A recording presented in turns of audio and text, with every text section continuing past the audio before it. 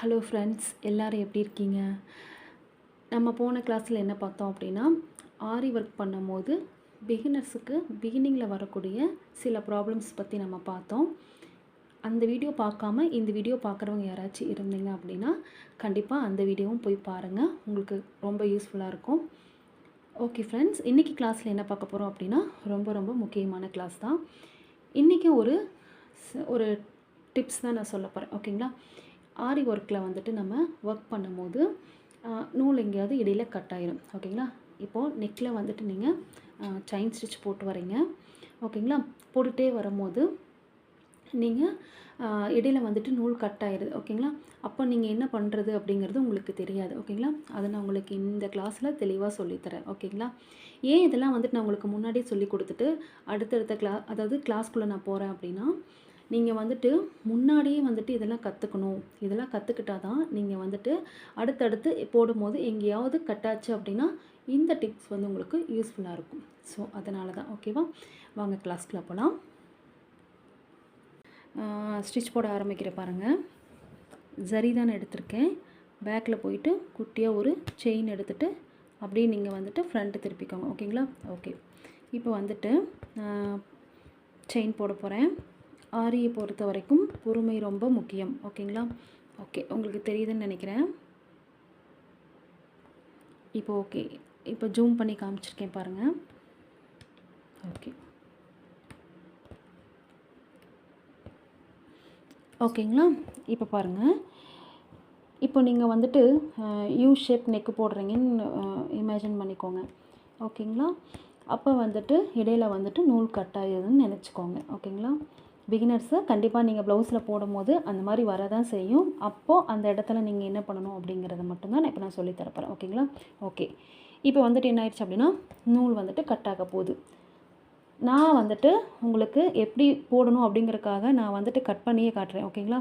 Okay. இப்போ வந்துட்டு நான் என்ன பண்ண போகிறேன் அப்படின்னா கட் பண்ணிவிட்டேன். ஓகேங்களா? ஓகே. இப்போ வந்து நான் கட் பண்ணிவிட்டேன். 2 நூல் இருந்துச்சு, ஒரு நூல் வந்துட்டு கீழே இழுத்தாச்சு. இப்போ இந்த நூல் வந்துட்டு நம்ம என்ன பண்ணுறோம் அப்படின்னா மீதி இருக்கிற நூலை வந்துட்டு இங்கே பாருங்கள், இந்த ஒரு லூப்பு இங்கே தெரியுதுங்களா? இந்த லூப்பை இப்படி எடுத்து விட்ருங்க. இந்த செயின் மாதிரி எடுத்துருக்கீங்களே அதை எடுத்து விட்டுருங்க. எடுத்துகிட்டு இப்போ இந்த நூல் தெரியுது இல்லையா? இதை இப்படி இழுத்து விடுங்க. கீழே இழுங்க. சும்மா கை வச்சு இழுத்திங்கனாவே வரும் பொறுமையாக. ஓகேங்களா? இப்போ இழுத்திங்கன்னா இப்போ வந்துட்டு உங்களுக்கு இருங்க, நான் உங்களுக்கு அடுத்தது என்ன ப்ரொசீஜர்னு காட்டுறேன். இப்போ வந்துட்டு நூல் எவ்வளோ இருக்குதுன்னு மட்டும் பாருங்கள். ஓகேங்களா? நான் பேக் சைட் திருப்புறேன். ஓகே ஃப்ரெண்ட்ஸ், இங்கே பாருங்களேன், இவ்வளோ தான் நூல் இருக்குது. இதை வச்சு எண்டு நாட்டு வந்து நம்ம கையில் பிடிச்சி போட முடியாது. ஓகேங்களா? எனக்கு வந்துட்டு இந்த நூல் பத்தலை. ஸோ நான் என்ன பண்ணணும், இப்போ வந்துட்டு ஸ்டிச்சை பிரித்து விட போகிறேன். ஓகேவா? பாதி அளவுக்கு பிரித்து விட்டதுக்கப்புறம் தான் நம்ம கையில் பிடிக்கிற அளவுக்கு எண்டு நாட் பிடிச்சி என்னால் போட முடியுங்கிற அளவுக்கு நூல் வேணும். அதுக்கு ஒன்றுமே பண்ண முடியாது. நீங்கள் போட்ட ஸ்டிச்சை பாதி கழட்டி தான் ஆகணும். பாதி கழட்டிட்டு உங்களுக்கு கையில் பிடிக்கிற அளவுக்கு வந்ததுக்கப்புறம் நீங்கள் எண்டு நாட் போட்டுக்கலாம். ஓகேங்களா? இப்போ பாருங்கள், இந்த நூல் நான் பிரித்து தான் விட போகிறேன். இது எப்படின்னு நான் சொல்லித்தரேன் பாருங்கள். இப்போ திருப்பி நான் வந்துட்டு ஃப்ரண்ட் சைடு திருப்புறேன் பாருங்கள். ஓகே ஃப்ரெண்ட்ஸ், ஃப்ரண்ட் சைட் நான் திருப்பிட்டேன். இப்போ எனக்கு அந்த நூல் பத்தலை. ஸோ அதனால் இன்னும் கொஞ்சம் நான் பிரித்து விட போகிறேன். இப்படி பிடிச்சி இழுத்திங்கனாவே நீங்கள் போட்ட ஸ்டிச்செல்லாம் கழண்டுட்டு வரும். ஓகேங்களா? எனக்கு இப்போ நூல் வந்து போதும். ஓகே. இப்போ என்ன பண்ண ஓகேங்களா? இப்போ எல்லாமே நம்ம பிரிச்சிட்டோம். உங்களுக்கு தெரியுதுன்னு நினைக்கிறேன். இப்போ வந்துட்டு எண்டு நாட் போட்டு இதை முடிச்சிடலாம். ஓகேங்களா? ஓகே. ஒரு செயின் எடுத்துகிட்டு அதுக்கப்புறம்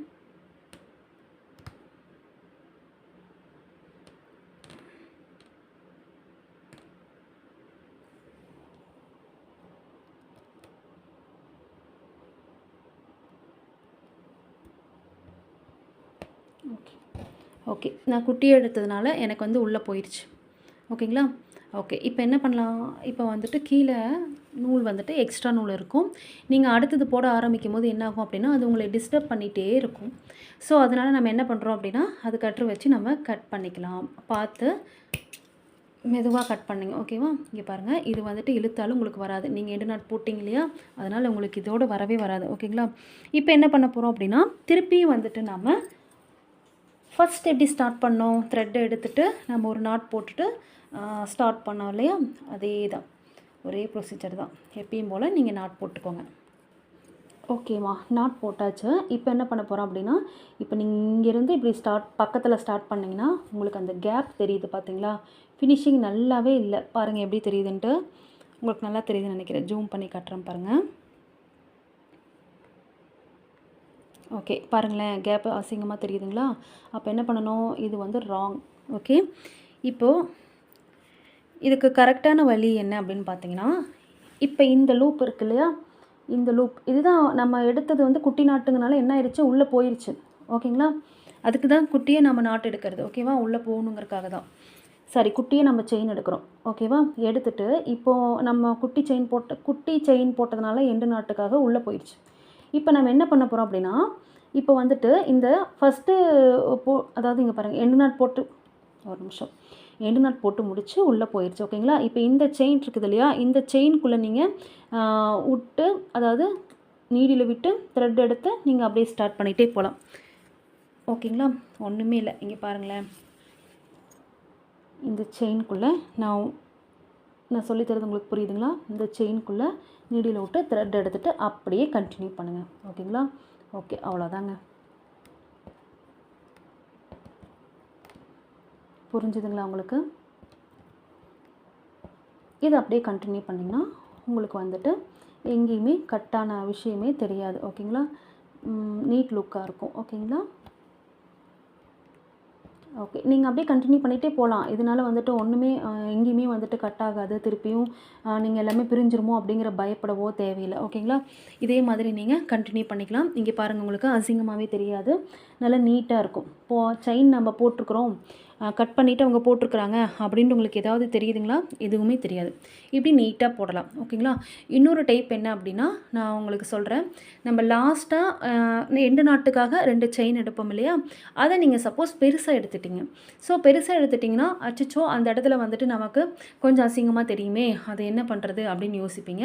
அது வந்துட்டு நீங்கள் என்ன பண்ணணும்னா உள்ளே தான் இழுத்தாகணும். சரிங்களா, உள்ளே இழுக்கிறதுக்கு பதிலாக நான் இன்னொரு டிப்ஸ் சொல்கிறேன். ஓகேங்களா, அது அந்த மாதிரி நீங்கள் யூஸ் பண்ணும் போதும் இதே மாதிரி உங்களுக்கு நீட்டாக தான் இருக்கும். ஓகேங்களா, வாங்க உங்களுக்கு அந்த டிப் எப்படி அந்த டிப்ஸ் நான் உங்களுக்கு சொல்கிறேன். அதை எப்படி ஃபாலோ பண்ணணுங்கிறத கண்டிப்பாக கரெக்டாக பாருங்கள். ஓகே ஃப்ரெண்ட்ஸ், இப்போ பாருங்கள், திருப்பி நான் உங்களுக்காக ஃப்ரெஷ்ஷாக த்ரெட் எடுத்து திருப்பி நான் அது வரைக்கும் போட்டிருக்கேன். ஓகேங்களா, இப்போ இங்கே வந்துட்டு கட் ஆயிடுச்சு. இப்போ நான் எண்டு நாட் போட்டு உங்களுக்கு திருப்பி காட்டுறேன். ஓகே ஃப்ரெண்ட்ஸ், இப்போ பாருங்கள், எண்டு நாட் போட்டுடலாம். ஓகேங்களா, ஓகே, இப்போ பாருங்களேன், குட்டியாக தானே தெரியுது. இப்போது இந்த டைமில் வந்து நீங்கள் என்ன பண்ணலாம் அப்படின்னா, இப்போ வந்துட்டு ஃப்ரெஷ்ஷாக நான் நூல் எடுக்கிறேன் பாருங்கள். ஓகே, நான் ஃப்ரெஷ்ஷாக நூல் எடுத்துட்டேன், கீழே நான் பிடிச்சிக்கிட்டேன். இப்போ என்ன பண்ணுறேன் அப்படின்னா, இந்த லூப்புக்குள்ளே இந்த மாதிரி குட்டியாக இருந்துச்சு அப்படின்னா நீங்கள் இந்த லூப்புக்குள்ளேயே நீடில் விட்டு இந்த நூலை வந்து உள்ளே இறக்க தேவையில்லைன்னு நான் சொல்ல வரேன்.